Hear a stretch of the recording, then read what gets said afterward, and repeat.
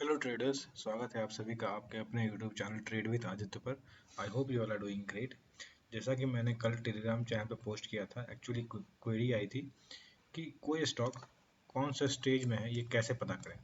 तो stage analysis बहुत ही popular method है, जिसको ओरिजिनली ऐसा कहा था कि इन्होंने स्टैन विंस्टीन ने, ये रफली 1980s के ट्रेडर या इन्वेस्टर कह लो, उस टाइम के बहुत पॉपुलर ट्रेडर थे, जिनका एक प्रोफेशनल टेप रीडर के नाम से भी जाने जाते थे वो। एनीवे, तो इन्होंने ये मेथड बहुत पॉपुलराइज किया था। उसके आगे आने वाले और उससे पहले वाले लोगों ने भी इसको यूज़ किया है, बट इन्होंने बहुत बहुत क्लियरली इसको मेंशन किया, रूल्स वगैरह डिफाइन किया कैसे काम करना है।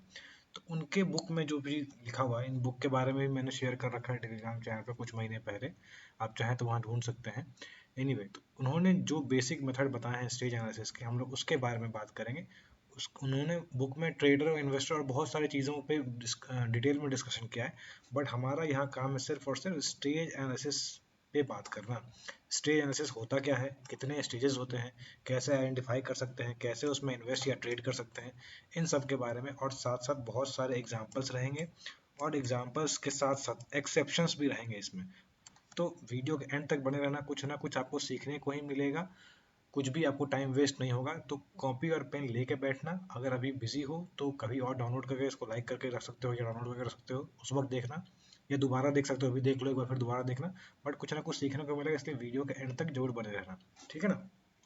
तो हम लोग यहाँ बात करेंगे स्टेज एनालिसिस, जो इन्होंने बताया है बेसिकली उसी के गाइडलाइंस पर चलेंगे। थोड़ा बहुत हम लोग ट्विक करेंगे अपने रूल के हिसाब से, अपने हिसाब से जो मैं करता हूँ, बट मोटा मोटी हम लोग इसके हिसाब से ही चलेंगे। चलो आगे बढ़ते हैं। तो इस वीडियो में, जो ये वीडियो है, हो सकता है थोड़ी सी लंबी है। मैं कोशिश करूंगा जो इंपॉर्टेंट एग्जांपल्स है उसको थोड़ा डिटेल में डिस्कस करूं, और जो सिमिलर एग्जांपल है, रिपीटेड एग्जांपल है, उसको मैं कोशिश करूंगा जल्दी कवर अप करने का, ताकि वीडियो ज़्यादा लंबी ना बने। बट फिर भी ये सब चीज़ें हम लोग कवर करेंगे। इसमें क्या कवर करेंगे, कौन कौन से स्टेज होते हैं, कौन कौन से 4 स्टेज हैं, बांटा गया स्टॉक साइकिल को, स्टॉक के चार्ट साइकिल को। तो कौन कौन से 4 स्टेजेस हैं, मूविंग एवरेज का यूज स्टैन विंस्टीन ने कैसे किया और हम लोग क्या करेंगे उसको डिस्कस कर लेंगे ब्रीफली। फिर मल्टीपल एग्जांपल्स के थ्रू हम लोग समझेंगे बहुत सारे सिनारियोज को। उसके बाद इसी मेथड का एक इशू हो सकता है एंट्री और एग्जिट के लिए, ट्रैप। क्या होगा वो ट्रैप, वो साइडवेज मार्केट, जब मार्केट साइडवेज और ऊपर जा रहा हो ना नीचे जा रहा हो, क्लियरली हर छोटे साइडवेज मार्केट में अप ट्रेंड डाउन ट्रेंड बीच में चलता रहता है, बट इसको साइडवेज मार्केट कहते हैं, जहाँ मेजरली स्टॉक कहीं नहीं जा रहा, उसी रेंज में एक बड़े से रेंज में फंसा हुआ है या छोटे से रेंज में फंसा हुआ है। वॉल्यूम का क्या रोल रहेगा, इसको ब्रीफली समझ लेंगे। इंपॉर्टेंट पॉइंट्स, इंपॉर्टेंट पॉइंट्स में ये भी हम लोग समझेंगे इसके प्रोज क्या है इस मेथड के, अगर कोई इस मेथड पे ट्रेड करे या इन्वेस्ट करे तो, और कॉन्स क्या है, पॉजिटिव और नेगेटिव पार्ट, और एक्सेप्शन वगैरह भी हम लोग डिस्कस करेंगे एंड ऑफ द वीडियो तक। तो इस वीडियो में बने रहना एंड तक, ठीक है। चलो आगे बढ़ते हैं। पहले हम लोग यहाँ समझ लेंगे, एक एक आइडिया ले लेंगे हम लोग क्या डिस्कस करने वाले हैं, स्टेजेस वगैरह क्या होते हैं। उसके बाद हम लोग यहाँ पर जो एग्जांपल्स डिस्कस करेंगे तो हम लोग चलेंगे चार्ट्स पे, ठीक है। तो ये देखो, ये उनके बुक से इमेज लिया हुआ है। उनका कहना है कोई भी एक्स वाई जेड स्टॉक हो, वो इस तरह से ही मूव करता है। मतलब ये जो जिगजैग लाइन है, ये आपको दिखा रहा है स्टॉक का प्राइस, और ये जो एक ये मूविंग एवरेज करके लिखा हुआ है, 30 वीक मूविंग एवरेज, यानी 30 वीक्स का moving average, simple moving average, उसके बारे में कहा गया है।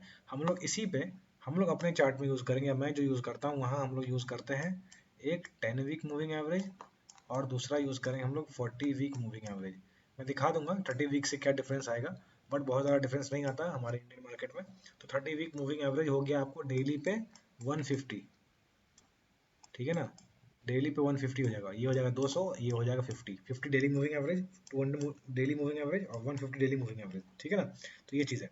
यहाँ देखो, ध्यान क्या देना है, स्टॉक चलता है, एक रेंज में फंसता है रेजिस्टेंस सपोर्ट के बीच में, फिर ब्रेकडाउन आता है, डाउन ट्रेंड शुरू होता है, फिर किसी जोन पे जाके वहाँ बायर्स और सेलर्स में इक्विलिब्रियम, मतलब कि यहाँ सेलर स्ट्रॉन्ग है, उसके बाद यहाँ सेलर्स वीक होते हैं और बायर्स धीरे धीरे एक्यूमुलेट करते हैं, उसके बाद यहाँ से बायर्स स्ट्रांग होते हैं। स्टॉक इसी तरह से चलता है, कभी भी सीधी रेखा में नहीं चलता। इसी चीज को बस समझना है हम लोगों को। इसको स्टेज के पार्ट में समझेंगे, कैसे समझेंगे, देखो स्टेज चार्ट ये है जो उन्होंने अपने बुक, अगेन ये इमेज भी उनके बुक से ली गई है। स्टेज 1 यानी एक्यूमुलेशन, यहाँ पर बायर्स और सेलर्स के बीच में फाइट होता है, राइट। सिमिलरली यहाँ पर भी बायर्स और सेलर्स के बीच में फाइट होता है डिस्ट्रीब्यूशन में भी। बट हमको कैसे मालूम चलेगा कि ये स्टेज 1 है, कोई पर्टिकुलर चार्ट में मैं दिखाऊंगा एग्जांपल्स के साथ कि कौन सा, जहाँ पर भी ये साइड वेज या एक जोन में फंसा हुआ है वो स्टेज 1 है, या फिर स्टेज 2 स्टेज 3 है, ये हम लोग कैसे समझेंगे इसके बारे में भी डिस्कस करेंगे। बट यहाँ पर अभी फिलहाल देखो, स्टेज 1 जो एक्यूमुलेशन फेज है, बेस बनेगा, वहां से निकलेगा ब्रेकआउट करके, तो स्टेज 2 यानी अप ट्रेंड लिखा हुआ है मैंने। और उसके बाद कहीं जाके यहाँ पर बायर्स थक जाएंगे या उनको लगेगा कि प्रॉपर मूव हम लोग ले चुके हैं, या फिर यहाँ पर कोई न्यूज़ आएगा या रिजल्ट खराब होना शुरू होगा, जो भी होगा प्राइस पहले दिखाता है। तो यहाँ पर जो बड़े प्लेयर्स हैं वो अपना माल चिपकाएंगे वीक प्लेयर्स को, जिनको अभी अभी न्यूज़ मालूम चला है, अभी अभी बाहर मार्केट में न्यूज़ आया है कि बहुत अच्छा करने वाला है स्टॉक। अब यहाँ पर से माल चिपकाना शुरू होता है, और धीरे धीरे धीरे धीरे करके ये वाला फेज और ये वाला फेज में क्या होता है, यहाँ पर हल्का सा पुश और बहुत स्ट्रांगली मूव आता है, यहाँ पर हल्का सा पुश और बहुत स्ट्रांग डाउन ट्रेंड शुरू हो जाता है, फिर से सेलर्स स्ट्रांग होंगे, बेच से चले जाएंगे, फिर किसी एक लेवल पर जाके वापस बायर्स एक्टिव होंगे और धीरे धीरे अगेन फाइट शुरू होगी। यही है बेसिकली 4 स्टेज। इसी 4 स्टेज में स्टॉक का साइकिल मूव करता है। कई बार स्टेजेस का ऑर्डर चेंज हो सकता है, 1 आए फिर 2 आए फिर 3 आए ही ना, फिर से 1 आया फिर से स्टेज 2 आ जाए, स्टेज 4 आने में बहुत टाइम लग जाए, ऐसा हो सकता है। कई बार स्टेज 4 चल रहा है, फिर स्टेज 3 आया, फिर स्टेज 4 आया, तो ये हो सकता है। इसका एग्जाम्पल हम लोग डिस्कस करेंगे, ठीक है। चलो आगे बढ़ते हैं, यहाँ तक समझ में आ गया। अगर आपको ये वीडियो कुछ भी काम का लगे, कुछ भी इंफॉर्मेटिव लगे, सीखने को मिले, तो प्लीज़ अपने दोस्तों के साथ भी शेयर करना, उनको भी कुछ ना कुछ सीखने को मिलेगा। इनका जो बुक है, जो स्टैन विल्सन का ये बुक है, मैं हमेशा जो भी मेरे से पूछता है, मैंने इस बुक को शायद तीसरे या चौथे नंबर पर पढ़ी, इससे पहले 2-3 बुक और पढ़ लिया था। बट जब मैंने इसको पढ़ा तो उसके बाद से जिन्होंने भी मेरे से बुक के बारे में पूछा है, मैंने हमेशा इस बुक को पहले पढ़ने की सजेशन दिया है, क्योंकि बहुत ही सिंपल लैंग्वेज है, बहुत ही काम का, बहुत इन्फॉर्मेटिव चीज़ है।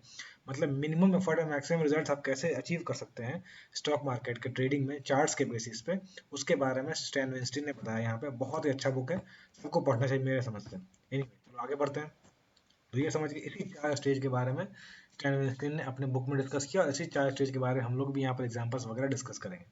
देखो, स्टेज 1 क्या होता है। स्टेज 1 होता है, जैसा मैंने चार्ट में दिखाया आपको, इस चार्ट को स्क्रीनशॉट लेकर रख लो, समझ जाओ इसको।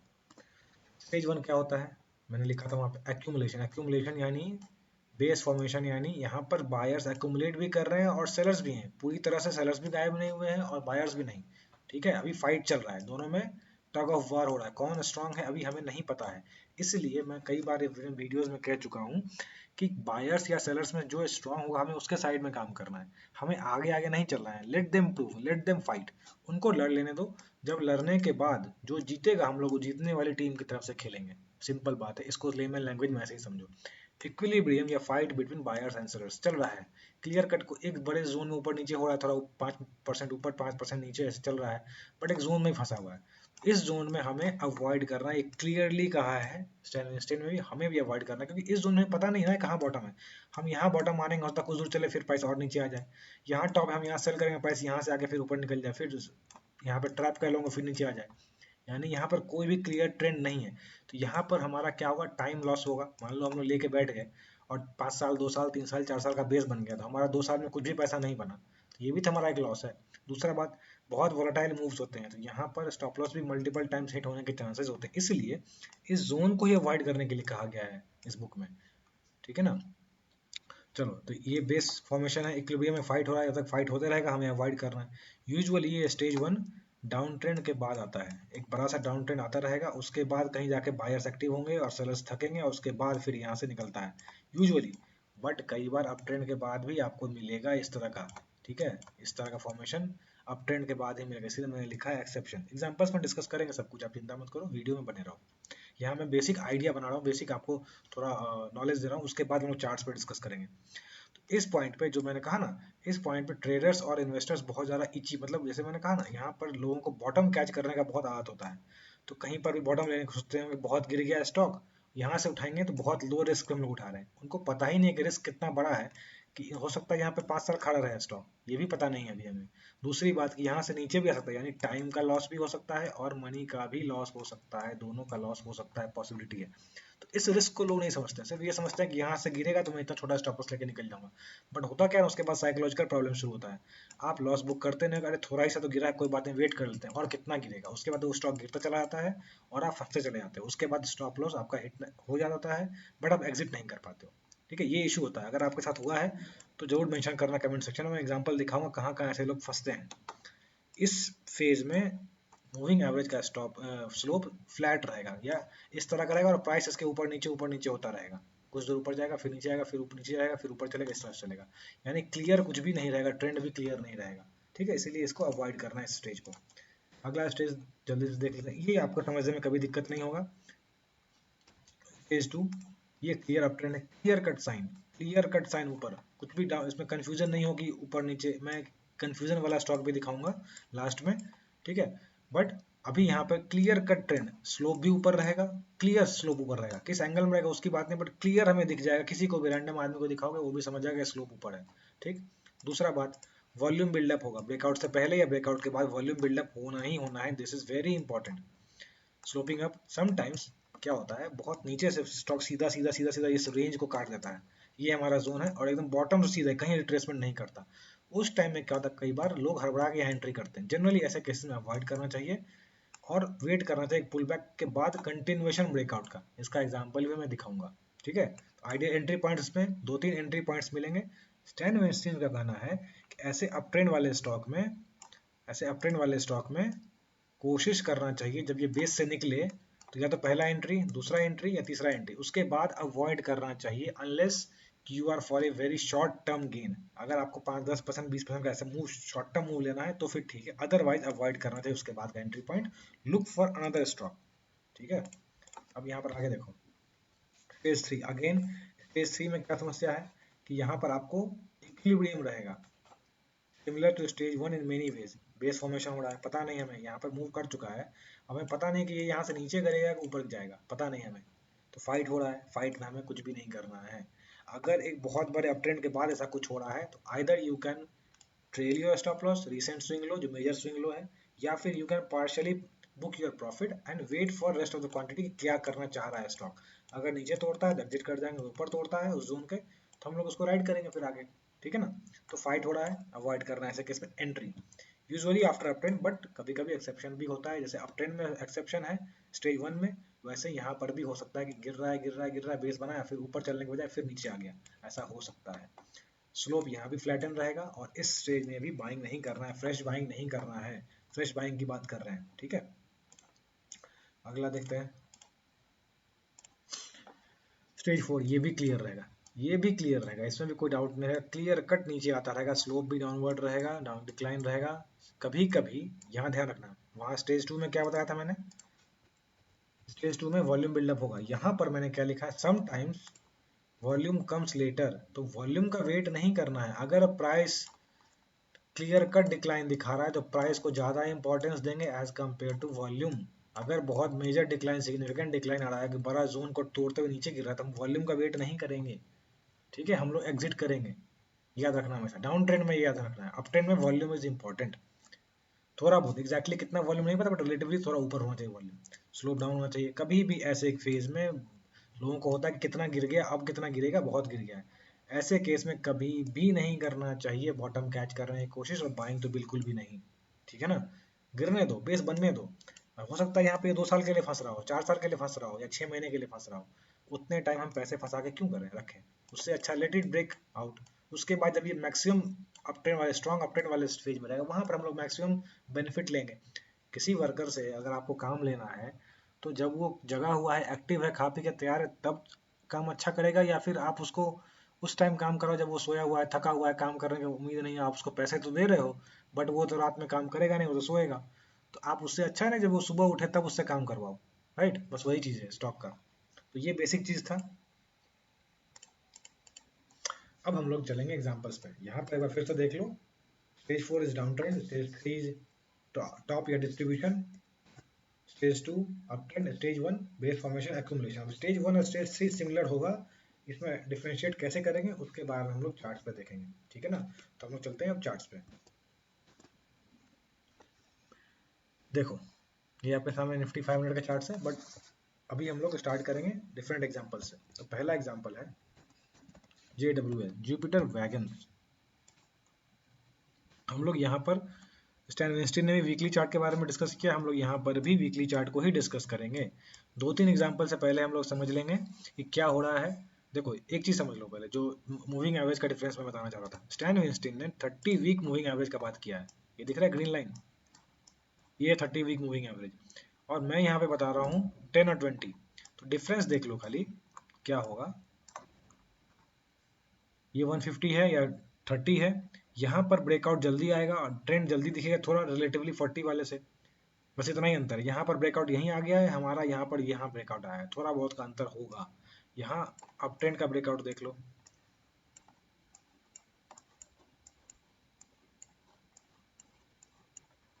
यहाँ अप ट्रेंड का ब्रेकआउट, थोड़ा सा स्लोप इसका बाद में आएगा, पहले ये ऊपर चलना होगा। जितना शॉर्टर ये में उतना फास्ट मूविंग होता है वो, सिंपल सी बात है। तो हम लोग यहाँ पर बस 30 वीक को हटा देंगे, अननेसेसरी 150 वीक का हम लोग बहुत कम यूज करते हैं। हम लोग 50 day moving average and 200 day moving average which is 10 week moving average and 40 week moving average उसका यूज करेंगे। ठीक है, ये समझ गए। चलो अब देखो स्टार्टिंग समझते हैं जो हमने अभी वहां पर स्लाइड में देखा है। किसी भी स्टॉक का हिस्ट्री कुछ भी हो सकता है, नीचे से भी ऊपर चलना शुरू हो सकता है, ऊपर से भी नीचे आना शुरू होता है। लिस्टिंग हुआ है, नीचे आने लगा, डाउन ट्रेंड, क्लियर, कोई कंफ्यूजन नहीं डाउन ट्रेंड में। यहाँ पर लोगों को खुजली हो सकती है कि बॉटम कैच करने का, बट ऐसे केस में आप फंस सकते हो। मान लो यहाँ एंट्री की, आप 2 साल तक फंसे हुए हो जिसमें आपको सिर्फ 10% मूव बना है, उससे अच्छा है ना कि यहाँ ब्रेकआउट का वेट कर लो। राइट, यही स्टैंड इन्वेस्टिंग करते हैं कि यहाँ पर आप पैसे लगा के आपको पता नहीं है कितना गिरेगा, यहाँ पर कहाँ पर आप फंसोगे आपको पता नहीं, उससे अच्छा let it break a significant resistance या बेस 1 से या स्टेज 1 से निकलने दो, उसके बाद एंट्री करो। तो यहाँ से निकला, एक्यूमुलेशन हुआ, यहाँ फ्लैट है मूविंग एवरेज, उसके बाद स्लोप अप होना हुआ, ब्रेकआउट किया, उसके बाद आप देखो क्लियर कर। अभी कहाँ एंट्री करेंगे उस पर डिस्कस मत करो, अभी हम लोग उस पर नहीं चलेंगे, उसके बारे में डिस्कस करेंगे आगे। बट फिलहाल समझो जो स्लाइड में समझा उस कंसेप्ट को चार्ट में समझो ताकि आपकी आंखें ट्रेन हो सके। यहाँ ट्रेंड चल रहा है, स्लोप ऊपर है, स्लोप ऊपर है दिख रहा है, ऊपर की ओर 100% का गेन दिया, ऑलमोस्ट 40 के आसपास से ब्रेकआउट किया था और रफली 100-110 के आसपास गया। एनीवे उसके बाद देखो ये एक जोन को ब्रेकआउट दिया। अब यहाँ पर क्लियर कट एक स्टेज 3 मिसिंग है, स्टेज 3 जहाँ बेस बनता, कुछ टाइम बिताता, फिर निकलता, यहाँ डायरेक्ट नीचे आ गया ऑलमोस्ट वी शेप में। तो ऐसे केसेस भी बहुत बार देखने को मिलेंगे, इसलिए कभी ये नहीं फाइट करना कि स्टेज 3 बना ही नहीं, तो स्टेज 3 नहीं बना तो स्टेज 4 थोड़ी हो गई है तो बस पुल बैक है, नहीं। आपको प्राइस को वैल्यू देना। देखो वॉल्यूम यहाँ बाद में आया है, ध्यान से देखो जो मैंने कहा, वॉल्यूम कई बार लेट से आ सकता है, बट हमें प्राइस को वैल्यू देना है ज़्यादा। डाउन ट्रेंड के केस में कोई मेजर सिग्निफिकेंट सपोर्ट अगर टूट गया या फिर आपको जो 40 वीक मूविंग एवरेज है उसको तोड़ दिया तो आप एग्जिट करोगे। कई बार ऐसा हो सकता है कि आप टॉप पे नहीं निकल पाओ, बट इसी कारण से आपका फायदा भी होगा। उसका प्रोज एंड कॉन्स में दिखाऊंगा आपको। अभी देखो, ये देखो स्टेज डाउन ट्रेंड शुरू हो गया, फिर से अब बेस फॉर्मेशन। अब अगेन देखो वही जो मैं कहता, किसी को पता नहीं होता कहाँ फंसेंगे, कितने टाइम के लिए फंसेंगे। मान लो आपको पता है कि यहाँ पर एंट्री हो गया, आप ट्रेंड शुरू हो गया, बट उसके बाद मूव कितना किया, आप एक जोन में फंसे हुए हो और कितने टाइम तक फंसे हो वो भी देख लो आप। 2013 में आप फंसे थे और 2022 में जाके निकले हो 2021 में, यानी 8-9 साल तक आप एक जोन में फंसे हुए हो। इसीलिए इस स्टेज को अवॉइड करने के लिए स्टैंड इन्वेस्टिंग का कहना है कि इस स्टेज में स्टॉप लॉस बीट होंगे। मान लो आप इसको बेस बना के यहाँ एंट्री करोगे, बट यहाँ थोड़ा सा ऊपर गया, उसके नीचे आता गया, आपसे स्टॉप लॉस बुक नहीं हुआ और आपसे नीचे चला गया प्राइस, फिर फंसे हुए। यहाँ से भी 3 साल 2 साल लग गए। तो इससे अच्छा है ना कि हम लोग वहाँ एंट्री करें जहाँ पर वो आइडियल पॉइंट है एंट्री करने का, जहाँ से अब वो उसका गेम शुरू हो रहा है। राइट, तो अब यहाँ पर देखो ब्रेकआउट आया, ब्रेकआउट आने के बाद आप यहाँ पर एंट्री कर सकते हो तो ठीक है, अदरवाइज एक वापस से पुल बैक दिखाता है, बहुत बार पुल बैक दिखाएगा, एक छोटा सा बेस बना के वहां पर एंट्री करो। उसके बाद जब तक ये इसके मूविंग एवरेज को ना कट करे या फिर क्रॉस ओवर ना हो डाउन ट्रेंड का, तब तक आप इसको राइड करोगे। तो देखो ब्रेकआउट आया था रफली, आपने एंट्री की 35 के आसपास, 37 के आसपास, मान लो 40 ही मान लो। तो यहाँ तक आपको अगर जहाँ पर इस जगह कहाँ तक ले गए, 400 तक ले गए, 10 टाइम्स कर दिया आपके पैसे को। मान लो आपने इसका मेथड फॉलो किया और आप एग्जिट का वेट कर रहे हो, एग्जिट नहीं किया, तो अभी तक एग्जिट नहीं दिया और 487 यहाँ पर कितने पे है, 550 पे, यानी 14 टाइम्स पैसा कट चुका है आपका ऑलरेडी। इतना ये इसका प्रो है। लेकिन अब यहाँ से अगर कट जाएगा नीचे तो आपको यहाँ 700 पे निकल सकते थे, उसके बदले आपको 450 या 500 पे निकलना होगा। राइट, ये इसका निगेटिव पॉइंट है। बट इसका पॉजिटिव पॉइंट क्या है कि आपको छोटे मोटे वॉलेटिलिटी का चक्कर नहीं देखना, आप कंटिन्यूअसली एक बहुत बड़े ट्रेंड को राइड कर सकते हो। अब देखो मैंने एक और चीज कहा था कि स्टेज 2 के बाद जरूरी नहीं है स्टेज 3 ही आए। हमें कैसे पता चलेगा कि स्टेज 3 है स्टेज 1 है? यहाँ पर इस जगह पर हमें नहीं पता, ये अब ट्रेंड के बाद हमें लग सकता है कि ये टॉप बना दिया, बॉटम अब यहाँ से नीचे आएगा, लग सकता है हमें सभी को, बहुत से लोगों को लगता है कि अभी तो बहुत गिर रहा है ऊपर से, 400 से 300 पे आ गया, पॉसिबिलिटी है कि यही टॉप बन गया, अब यहाँ से ऊपर नहीं चलेगा, प्रॉफिट बुक कर लो। बट स्टैंड इन्वेस्टिंग का कहना है बड़े मूव के लिए आपको वेट करना पड़ेगा। जब ये ब्रेकआउट करा, अगर ये नीचे तोड़ देता 200 डे मूविंग एवरेज या फिर 40 वीक मूविंग एवरेज, तो हम मान लेते कि ये डाउन ट्रेंड में आ चुका है, कन्विंसिंगली क्लोजिंग देता। बट यहाँ पर ये नीचे क्लोजिंग देने के बदले यहाँ से सपोर्ट लेके वापस से अप ट्रेंड शुरू कर दिया, यानी स्टेज 2 के बाद स्टेज 3 नहीं आया, स्टेज 1 आ गया और वापस से स्टेज 2 कंटिन्यू कर दिया। अब अगेन हमें यहाँ नहीं पता कि ये स्टेज 3 आएगा यहाँ से या स्टेज 1 कंटिन्यू कर जाएगा, राइट। बट एक सिग्निफिकेंट रेजिस्टेंस के पास हम लोग वेट कर सकते हैं, अगर इसके ऊपर निकल जाता है तो हम मानेंगे कि हमारा स्टेज 2 कंटिन्यू हो गया। अगर नीचे टूट जाता है, इस 40 वीक मूविंग एवरेज के नीचे कन्विंसिंगली क्लोज कर जाता है, तो हम लोग एग्जिट कर जाएंगे। फिर भी अगर कोई चाहे कि हम लोग थोड़ा क्विकली प्रॉफिट बुक करें या थोड़ा अग्रेसिवली ट्रेल करें कि हमारा 10 टाइम्स प्रॉफिट हो चुका है, 20 टाइम्स प्रॉफिट हो चुका है, in that case you can trail 50%। जब ये फिर इसको तोड़े 10 वीक मूविंग एवरेज को, उसके बाद बाकी को इसके नीचे ट्रेल कर दो, करते चलो जब तक प्राइस चल रहा है। तब तक हमें नहीं पता कि अपर लिमिट क्या होता है। स्टॉक 100 टाइम्स भी होते हैं विदाउट गिविंग स्टॉप लॉसेज। ऐसे बहुत से स्टॉक हैं जो 20 रुपए का स्टॉक 2000 हो चुका है इसी स्टॉक मार्केट में लास्ट 3 साल में। इसलिए कभी भी आप अपनी एजम्पशन से प्राइस को लिमिट मत करो, ठीक है। एक एग्जांपल ये समझ गए, यहाँ पर देखो स्टेज 4 लगा था हमें, बट स्टेज 2 आ गया स्टेज 1 के बाद, तो ये अप ट्रेंड, या स्टेज 3 नहीं आया, स्टेज 1 आ गया, उसके बाद फिर स्टेज 2 चालू हो गया। एक और बहुत अच्छी चार्ट है, इसमें आपको सारे साइकिल्स दिखेंगे सम्मान कैपिटल का, इसका भी चार्ट हम लोग देख लेते हैं। इसमें मल्टीपल साइकिल्स आपको दिखेंगे, इसीलिए मैंने इसको सेलेक्ट किया है। जब ये आप आंखों को ट्रेन कर लोगे ना, उसके बाद आपको देखने में बहुत आसानी होगी, इसलिए आगे वाले चार्ट से मैं बहुत टाइम नहीं दिखाऊंगा, बट यहाँ पर समझो। अगेन इसकी कहानी शुरू हुई, लिस्ट हुआ, नीचे आया, बेस बनाया, ऊपर निकला, राइट।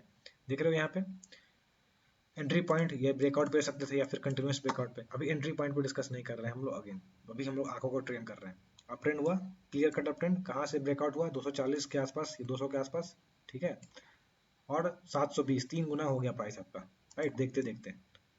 अब यहाँ पर हमें नहीं पता कि ये स्टेज 3 हो गया या स्टेज 1 हो गया, राइट। स्टेज 2 के बाद जनरली अगर आप सिर्फ इसको मान के चलो स्टेज 2 आ गया, उसका स्टेज 3 आएगा, उसका स्टेज 4 ही आएगा, हो गया टॉप। तो देखो यहाँ पर क्या होता है उसके बाद, ये स्टेज 3 या स्टेज 1 आप खुद सोच लो, ये स्टेज 1 में कन्वर्ट हो गया क्योंकि इसके बाद ब्रेकआउट आ गया। तो हमेशा स्टेज 3 और स्टेज 1 कैसे डिसाइड करेंगे, उसके आने वाले मूव का, मतलब उसके बाद जो मूव आया उस जोन के निकलने के बाद, अगर ऊपर निकलेगा तो it will be called stage 1, अगर नीचे निकलेगा तो it will be called stage 3, right. ऊपर निकला अप ट्रेंड, यहाँ से भी 700 से 1200 चला गया, 50% से ऊपर का मूव दे दिया, 60% के आसपास। अब अगेन यहाँ हमें नहीं पता कि ये क्या करेगा, बट हमें दिख गया कि 200 मूविंग एवरेज या फिर 40 वीक मूविंग एवरेज के नीचे गया। यहाँ से हम लोग ट्रेल कर सकते हैं या फिर एग्जिट कर सकते हैं, partial profit booking, down trend शुरू। यहाँ से देखो, अब हमें यहाँ से लग रहा होगा, लग सकता है कि यहाँ पर क्या है, स्टेज 1 है या स्टेज 2, पता है डाउन ट्रेंड के बाद फिर से ऊपर चले, बट इस भ्रम में नहीं रहना, इसमें अवॉइड कर रहे हैं फ्रेश बाइंग जब तक क्लियर कट ट्रेंड ना मालूम चले। देखो उसके बाद फिर से नीचे आ गया। अब उसके बाद अभी प्रेजेंट का सिनारियो देखो, ये स्टेज 1 रहेगा या स्टेज 3 रहेगा हमें नहीं पता, हो सकता है यहाँ से आगे नीचे आए। इसीलिए इस फेज में अगेन स्टैन वेनस्टीन ने अवॉइड करने के लिए कहा है कि हमें नहीं पता। 2020 से पूरा मार्केट आसमान में चला गया और ये गिरता, ये फंसा हुआ है एक जोन में 4 साल से। तो ऐसे केसेस में हमें नहीं पता ना कि हम लोग कहाँ फंस के रह जाएंगे, इसलिए जब ये क्लियर कट ब्रेकआउट हो तो फिर हम लोग उसको राइड करेंगे, राइट। तब तक उसको अवॉइड करना है। Right now we do not know whether this is stage 1 और स्टेज 3, ठीक है। तो ये आंखें ट्रेन हो गई आपकी, ये दोनों चार्ट्स को देखना बार बार, जो मैं समझाया, इस वीडियो को वापस से रिवाइंड करके देखना, समझना क्या होता है स्टेज 1 स्टेज 2 कैसे आइडेंटिफाई करते हैं, कैसे काम करता है। अब हम लोग बाकी स्टॉक्स को डिस्कस करेंगे ब्रीफली, उसमें हम लोग एंट्री पॉइंट्स भी देखेंगे, साथ में जो मैंने कहा था एक्सेप्शन भी डिस्कस करेंगे, वो भी हम लोग डिस्कस कर लेंगे यहाँ पे, ठीक है ना। चलो अगला स्टॉक है, वीडियो थोड़ी सी लंबी बन रही है, अब कुछ ज़्यादा बचा नहीं है, हम लोग वीडियो एग्जाम्पल्स डिस्कस करेंगे और एक्सेप्शन डिस्कस करेंगे। प्रोज एंड कॉन्स मैंने बता दिया आपको कि टॉप आप पकड़ नहीं पाओगे, बॉटम आप नहीं पकड़ पाओगे, बट आप बड़ा ट्रेंड राइड करोगे, ये फायदा होगा इसमें।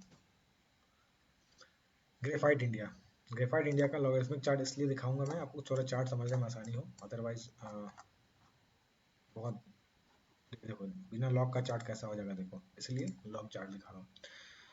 हिस्ट्री पे नहीं जाएंगे, समझो यहाँ पर ये बड़ा सा बेस, अब ट्रेंड के बाद इस बेस में नहीं काम करना है हमें, बेस को ब्रेकआउट होने देना है। अब जब बेस ब्रेकआउट हो रहा है तो देखो यहाँ पर क्या हुआ है, समझना, एंट्री पॉइंट के बारे में भी समझाऊंगा, ध्यान से सुनो।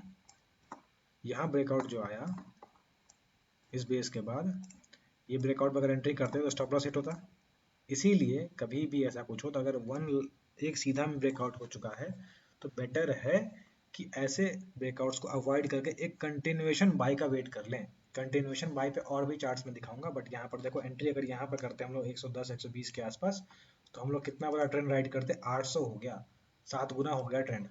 और यहाँ से कहानी खत्म हुई है नहीं हमें नहीं पता, यहाँ से क्योंकि ब्रेकडाउन हो गया है, क्रॉस ओवर हो गया है, तो हम लोग एग्जिट करेंगे, डाउन ट्रेंड चालू है। राइट, यहाँ पर स्टेज 3 हो गया, ये स्टेज 2 हो गया अप ट्रेंड। आप अपने चार्ट्स में जो भी चार्ट्स आप देखते हो उसमें मार्क करना, इस वीडियो को खत्म करने के बाद अपने चार्ट जो भी चार्ट्स आप देखते हो उसमें मार्क करना कहाँ पर कौन सा स्टेज बना था। ये clear cut down trend, down trend तो समझते होगे ना आप, डाउन ट्रेंड का मतलब lower high lower lows, up trend का मतलब higher highs higher lows. Right, यहाँ पर फिर से बेस बना, फिर से ऊपर गया, 200 के आसपास निकला, 700 800 हो गया, यानी 4 टाइम्स क्लियरली। तो आप यहाँ पर फंस के रहना चाहते हो कि ये वाला मूव कैप्चर करना चाहते हो, मैक्सिमम मनी मिनिमम टाइम या फिर minimum money in maximum time, आप खुद सोच लो। यहाँ पर क्रॉस ओवर हुआ, निकले। अब यहाँ पर देखो हमें अभी नहीं पता कि ये क्या करना चाह रहा है, एक साइडवेज वाले जोन में फंसा हुआ है, ना ऊपर चल रहा है नीचे चल रहा है, एक जोन में फंसा हुआ है। तो ऐसे स्टॉक्स को अवॉइड करेंगे, ऐसा एग्जाम्पल मैं एंड में जरूर दिखाऊंगा और आगे। बट यहाँ देखते हैं और स्टॉक्स, CESC, इसके बारे में मैंने पहले भी शेयर कर रखा है, हम लोग इन वीकली चार्ट देख रहे हैं यहाँ पर। आपको याद होगा, जो पुराने लोग होंगे उनको याद होगा, मैं इस जगह पे ये ब्रेकआउट से पहले मैंने यहाँ पर शेयर किया था कि रेजिस्टेंस के पास अच्छा होवर कर रहा है और वॉल्यूम बिल्डअप हो रहा है। ध्यान से देखो, जो वॉल्यूम बिल्डअप के बारे में बात कहा था मैंने, तो यहाँ पर लो रिस्क एंट्री है, ब्यूटीफुल एंट्री ना, 100 के नीचे और 200 होने वाला है, 100% हो चुका है ऑलरेडी, बड़ा base, clear cut up trend ऐसे, और स्लोप ऊपर है, सब कुछ क्लियर है इसमें। अगला चार्ट देख लो, जोमेटो, जोमेटो के बारे में मैंने पहले भी शेयर कर रखा है। लिस्ट हुआ, फंसा हुआ रहा, डाउन ट्रेंड आया, क्लियर दिख रहा है, इसमें कोई डाउट नहीं है। एक बेस बनाया, एक बेस बनाया, इस बेस से जैसे ही निकला, आप यहाँ फंसे रहते तो करीब करीब आप 1 साल फंसे रहते, कोई फायदा नहीं। बट उस 1 साल में अगर कोई इसने यहाँ एंट्री की है इस ब्रेकआउट पे या फिर ये कंटिन्यूएशन बाई पे, इस कंटिन्यूएशन बाई पे, तो देखो उसने 80 के आसपास एंट्री की होगी, 75 के आसपास, और वहां से 3 गुना हो गया है प्राइस। तो और कहीं पर भी एग्जिट नहीं दिया, बड़ा ट्रेंड राइड हो रहा है अभी भी, अभी हमें नहीं पता कि प्राइस और कितना ऊपर जा सकता है। राइट, तो ये भी एक तरीका है। दूसरा एक और देख लो, वोल्टास, इसके बारे में भी मैंने शेयर कर रखा था, कहाँ शेयर किया था वो भी दिखा देता हूँ। लोग पुराने लोगों को याद रखना, बताना कमेंट सेक्शन में शेयर किया था नहीं। इस जगह पर ब्रेकआउट से पहले, ब्रेकआउट वाले दिन आई थिंक यहाँ पर शेयर किया था, उसके बाद से स्टॉक 900 के आसपास से लेके अभी देखो कहाँ खड़ा है, 1900 पे डबल हो चुका है, क्लियर कट। आप यहाँ पे एंट्री करके क्यों फंसना चाहते हो, 2 साल फंसा रहा है स्टॉक, ऐसे काम नहीं करना है। राइट, इसी के बारे में बात कर रहा है स्टैन वेस्टिन अपने बुक में। दूसरा स्टॉक एक और है, जाइडस, जाइडस वेलनेस, इसका तो मैंने शेयर किया था, मुझे याद है ब्रेकआउट से पहले शेयर किया था। और ये जोन, इसके बेसिस पे और भी स्टॉक शेयर किए थे, down trend, base, stage 1 stage 2 यहाँ शुरू हो गया। अब यहाँ पर ये नीचे आएगा या वापस से हॉल्ट करके फिर से ऊपर निकलेगा पता नहीं, बट स्लोपिंग अप है, क्लियर कट एंट्री पॉइंट्स यहाँ पे बन सकता है वापस से, multiple entry points. Stock Stan वेस्टी का कहना है कि आपको जब भी ऐसा कुछ मिले तो जो बेस से निकले वो तो पहला एंट्री पॉइंट है, उसके बाद एक कंटिन्यूएशन बाय मिलेगा, दूसरा एंट्री पॉइंट, उसके बाद एक और कंटिन्यूएशन बाय मिलेगा, तीसरा एंट्री पॉइंट। मैं दिखाता हूँ अभी और भी चार्ट पे, ऐसे 2-3 एंट्री पॉइंट्स के बाद उसको अवॉइड करना है, अनलेस कि you are in for a very short term trade या फिर बहुत शॉर्ट टर्म गेन के लिए हो। अदरवाइज आपको ये मल्टी बैगर वाले चार्ट्स मिलना मुश्किल होंगे, क्योंकि उसके बाद रिस्क बढ़ जाएगा, वो बहुत लंबा भाग चुका है, बड़ा करेक्शन कर सकता है, फंसने के चांसेस ज्यादा होंगे। राइट, ये दिखाया आपको, वोल्टास दिखा दिया मैंने। अब रिसेंट वाले कुछ चार्ट्स देख लो, जैसे IEX,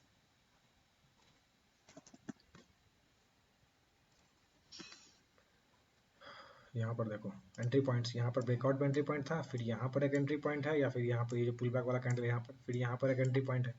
ऐसे ही आपको मैं दिखाता हूँ और चार्ट्स, लाल path lab,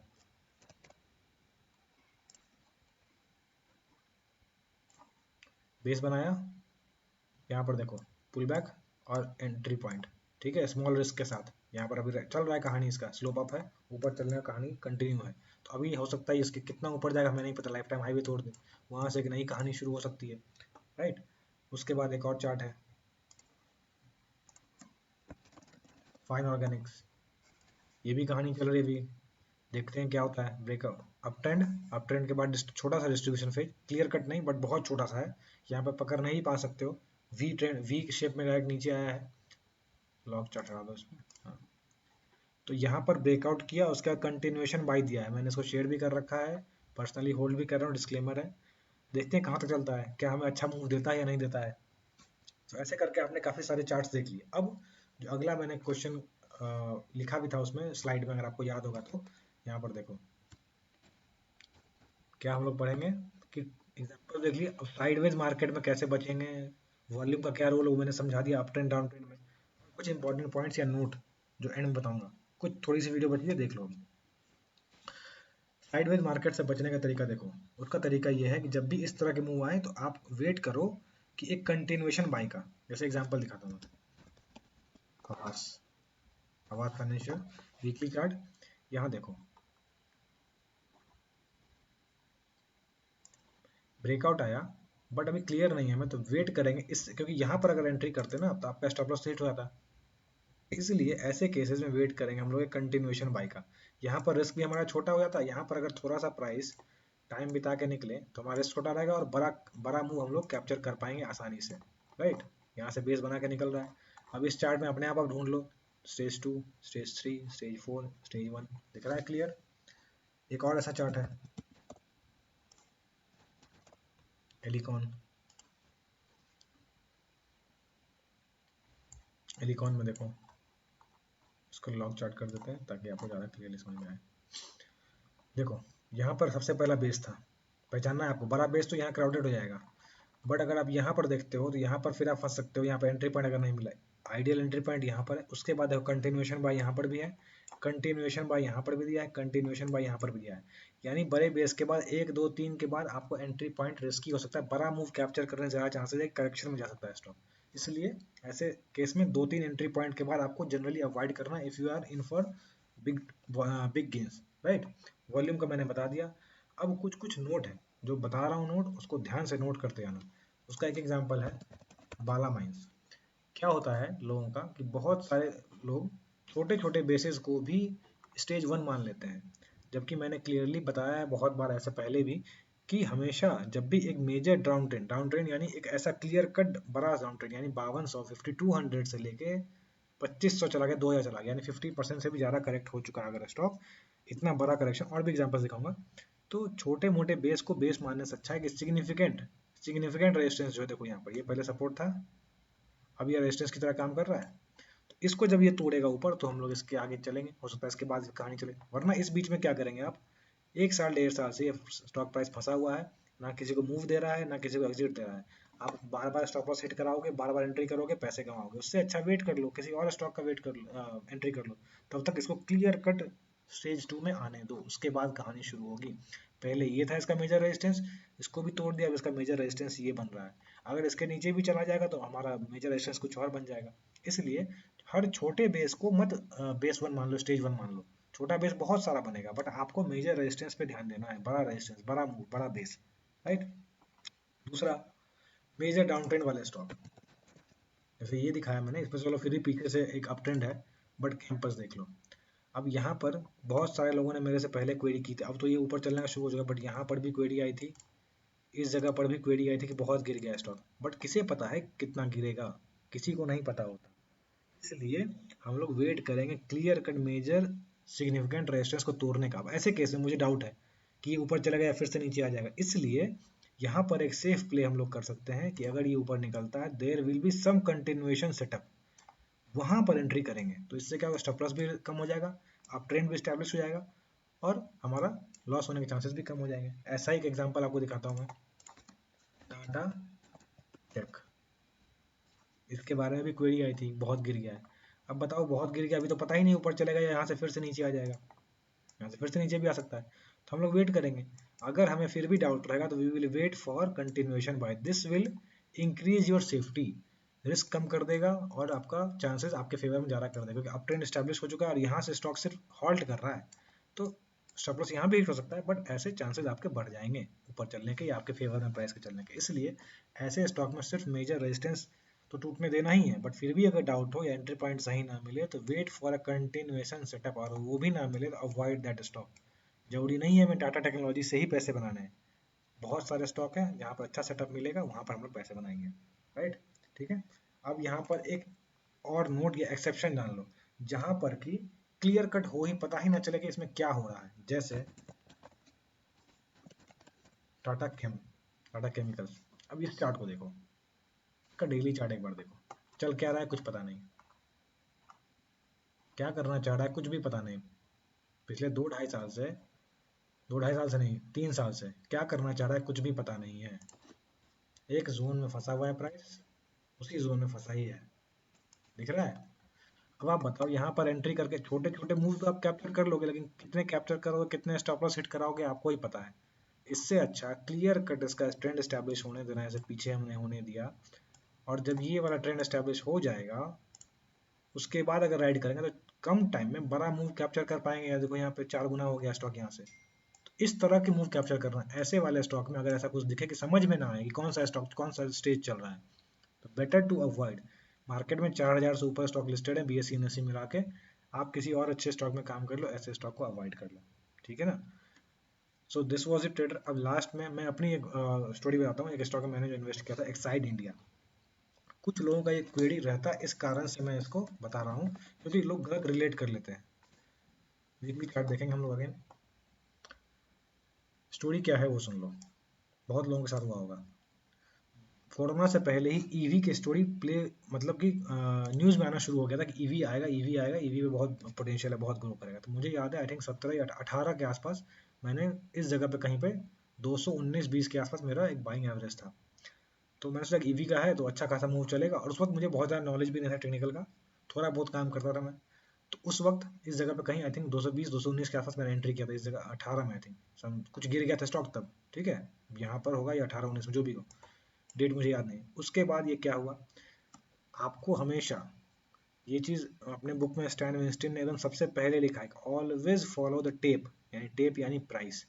story play out होगी नहीं होगी वो प्राइस को बताने दो, खुद से मत अपने आप से डिसाइड कर लो, राइट।